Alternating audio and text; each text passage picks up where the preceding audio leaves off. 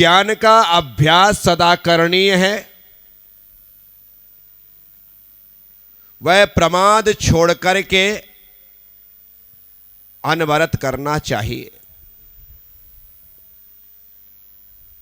ठीक इसी तरह औषधि दान देने का अवसर मिले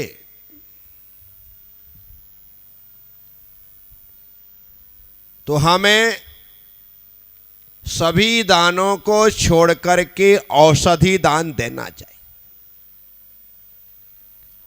औषधि जिसे दी जा रही है उसके लिए वह औषधि औषधि नहीं है, अमृत है, जो उसे रोग शोक से मुक्त करके, जो उसके रोगों का शमन करके उसे स्वास्थ्य लाभ देगी। और स्वास्थ्य लाभ से बढ़कर के दूसरा कोई लाभ नहीं है। पहला सुख निरोगी काया। यदि स्वस्थ शरीर है तो स्वस्थ शरीर में स्वस्थ आत्मा निवास करेगी। आपका शरीर स्वस्थ नहीं है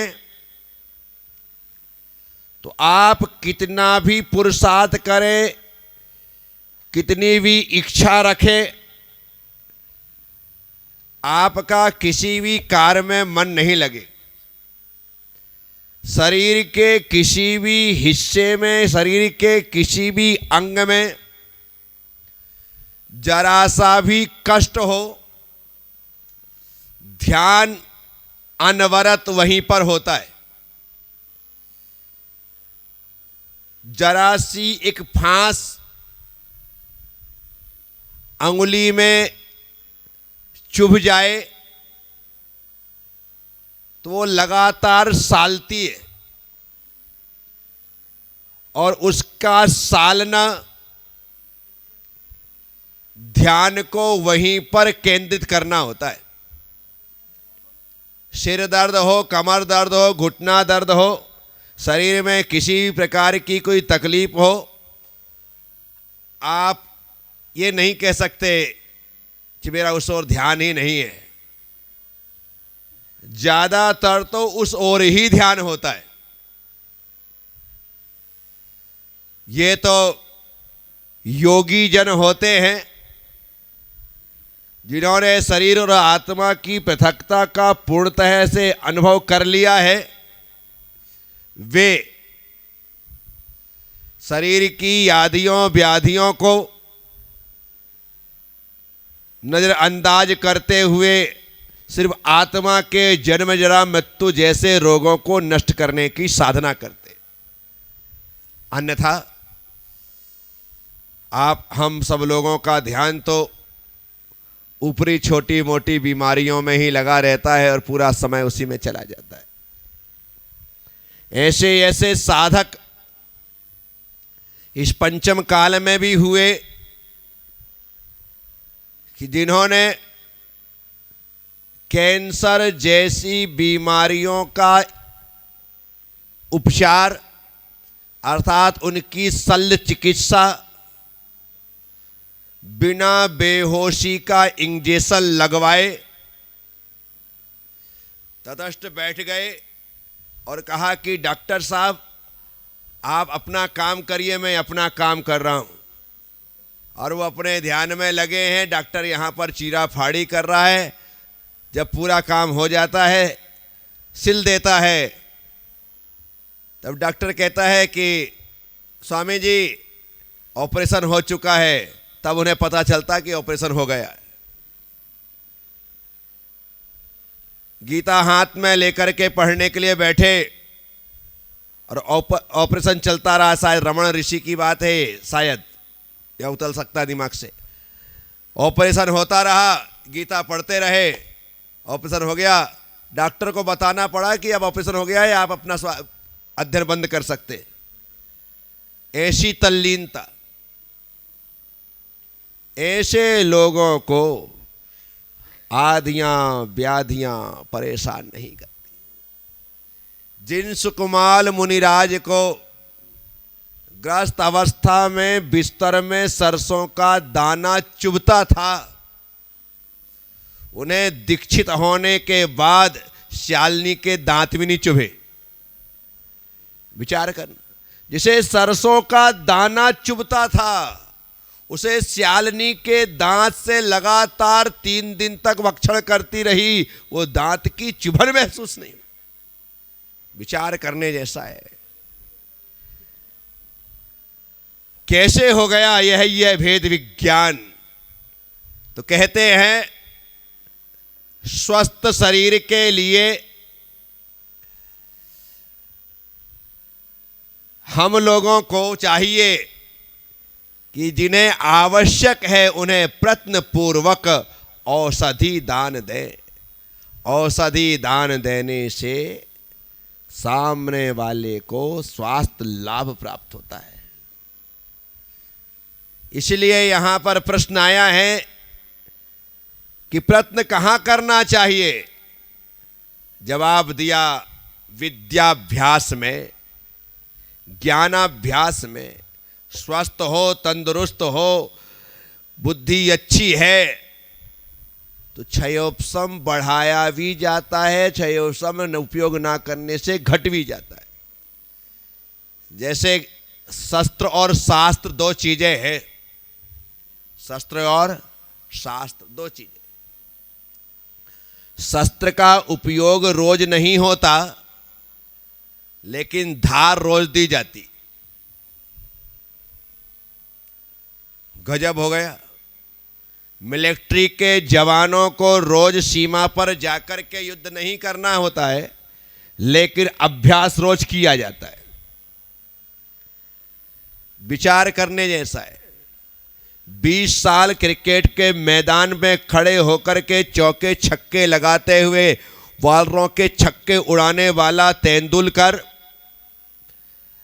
पता है कि कल आखिरी मैच उसे वानखेड़े स्टेडियम में खेलना है, लेकिन एक दिन पहले वह नेट प्रैक्टिस करता है।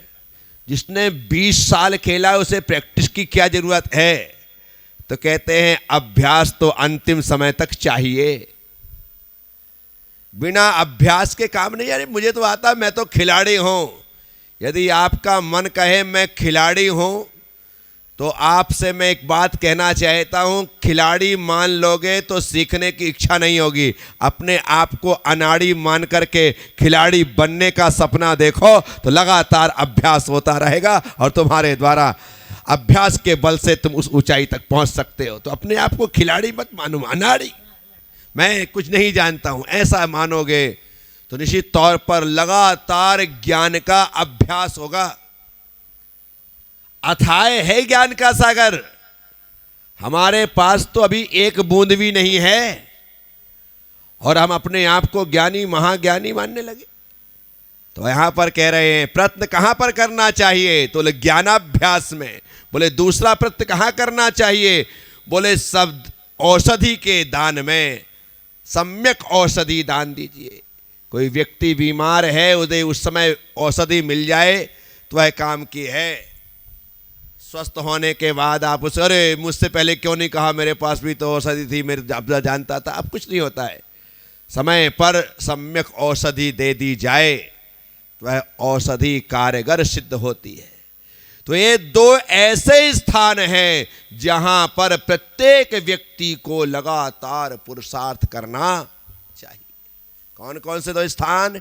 ज्ञानाभ्यास और सद औषधि दान में। औषधि भी लिखा, सद क्या लिखा है?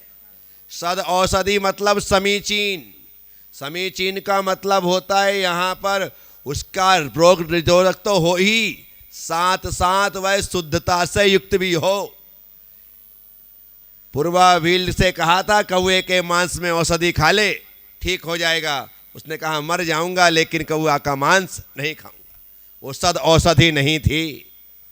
आपसे डॉक्टर कहता है कि इस दवाई को सेहत के साथ खाना है, हाँ मेरा त्याग थोड़ी, लाओ चाट लेता हूँ, नहीं। जब सुन रखा है खाने योग्य नहीं है तो वह औषधि खाना नहीं चाहिए। जो दिखाई दे रहा है डिलीवरी के पश्चात महिलाओं को जो सिरप दिया जाता है, नाम तो मैं भूल गया उस सिरप का, जब वो सिरप दिया जा रहा है उसमें शुद्ध प्योर भैंस का खून है, प्योर सीधा भैंस से निकलता है। निकलने के पश्चात उसको थोड़ा सा केमिकलाइज्ड किया जाता है और सिरप बना करके सीधे दे दिया जाता है, और महिलाएं डिलीवरी के बाद उस भैंस के खून को पीती। विचार करिएगा, ऐसे सिरप आदि हैं जिन पर ध्यान देने की आवश्यकता है। डॉक्टर ने लिखा, हमने लिया और पी लिया, नहीं चलेगा। दवा औषधि सदौषधि है या नहीं है, ग्रहण करने के योग्य है या नहीं है, इसका विवेक दाता को भी होना चाहिए और पात्र को भी होना चाहिए। दाता कुछ भी दे दे, पात्र कुछ भी ले ले, पात्र कुछ भी ले ले, दाता कुछ भी दे, नहीं चलेगा। दाता को भी विवेकवान होना है और पात्र को भी विवेकवान होना है, तब जाकर के वह सम्यक औषधि आए। तो दो ही स्थान हैं प्रयत्न करने के, एक तो विद्याभ्यास और दूसरा सदौषधि दान। तो बस आज थोड़ी सी बात इस संबंध में की है, आपने सुना है। उम्मीद रखूंगा औषधि दान और ज्ञान अभ्यास में अपना चित्त लगाएंगे। ओम नमः। सबसे क्षमा, सबको क्षमा। जय गुरुदेव, जय महावीर।